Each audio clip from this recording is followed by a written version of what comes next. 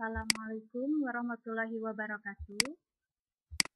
Di video kali ini, saya akan menyampaikan materi tentang ancaman terhadap negara dalam bingkai Bhinneka Tunggal Ika. Nah, untuk ancaman sendiri, di sini diartikan sebagai segala usaha atau kegiatan, baik dalam negeri maupun luar negeri, yang dinilai membahayakan kedaulatan negara, keutuhan wilayah negara, dan keselamatan segenap bangsa. Ancaman dibedakan menjadi dua, ada ancaman militer dan juga ancaman non-militer. Ancaman militer di sini terdiri dari agresi atau invasi, pelanggaran wilayah, pemberontakan bersenjata, sabotase, spionase, aksi teror bersenjata, ancaman keamanan laut dan udara. Sedangkan ancaman non-militer di sini terdiri dari ancaman di bidang ideologi, di bidang politik, di bidang ekonomi, dan sosial budaya. Coba perhatikan, di sini ada contoh-contoh ancaman militer. Nah, salah satunya invasi, yang merupakan bentuk agresi yang berskala paling besar dengan menggunakan kekuatan militer bersenjata yang dikerahkan untuk menyerang dan menduduki wilayah Indonesia. Di sini ada contoh gambar agresi militer Belanda II. Karena dulu bangsa Indonesia pernah merasakan pahitnya diinvasi atau diserang oleh Belanda yang ingin kembali menjajah Indonesia sebanyak 2 kali, yaitu 21 Juli 1947 dan pada tanggal 19 Desember 1948. Berikutnya ada aksi teror bersenjata. Di sini merupakan bentuk kegiatan terorisme yang mengancam keselamatan bangsa dengan menebarkan rasa ketakutan yang mendalam, serta menimbulkan korban tanpa mengenal rasa peri kemanusiaan. Berikutnya ada pemberontakan. Dalam perjalanan sejarah, bangsa Indonesia pernah mengalami sejumlah aksi pemberontakan bersenjata yang dilakukan oleh gerakan radikal seperti DITI, PRRI, Permesta, pemberontakan PKI di Madiun, serta gerakan 30 September atau PKI, Partai Komunis Indonesia.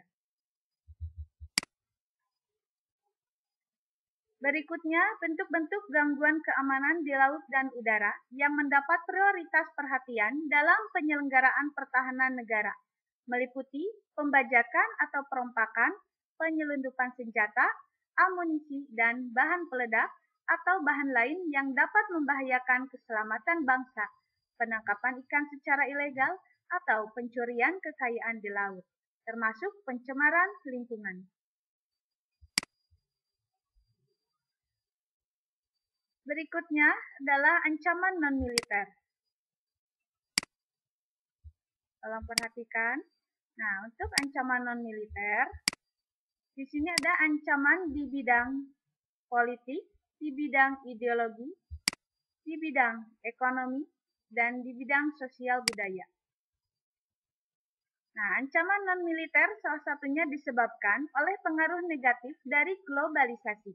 Globalisasi yang menghilangkan sekat atau batas pergaulan antar bangsa secara disadari ataupun tidak telah memberikan dampak negatif yang kemudian menjadi ancaman bagi keutuhan sebuah negara, termasuk Indonesia.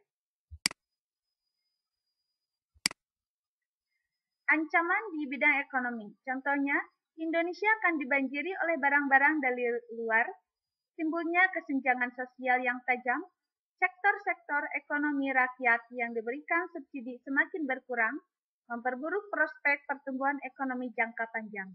Itu salah satunya disebabkan tadi oleh globalisasi. Berikutnya ancaman di bidang ideologi, yaitu adanya pengaruh liberalisme dan adanya pengaruh komunisme. Berikutnya, ancaman di bidang sosial budaya. Contohnya, munculnya gaya hidup konsumtif, munculnya sifat hedonisme, munculnya gejala westernisasi, adanya sikap individualisme, memudarnya gotong royong dan kepedulian antar masyarakat, serta lunturnya nilai keagamaan. Ancaman di bidang politik bisa dilakukan oleh suatu negara dengan melakukan tekanan politik terhadap Indonesia, seperti intimidasi, provokasi, atau blokade politik. Nah, di sini contoh kegiatan yang bersifat hedonisme, yaitu sifat yang lebih mengutamakan kesenangan atau kenikmatan dunia. Ya, ini hedonisme. Kemudian westernisasi, yaitu gaya hidup kebarat-baratan.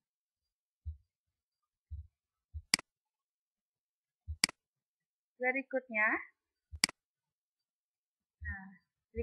tolong dipelajari materi yang lengkap baik di buku paket maupun di buku LKS ataupun di e-book yang sudah Ibu share di e-learning ya. Terima kasih. Wassalamualaikum warahmatullahi wabarakatuh.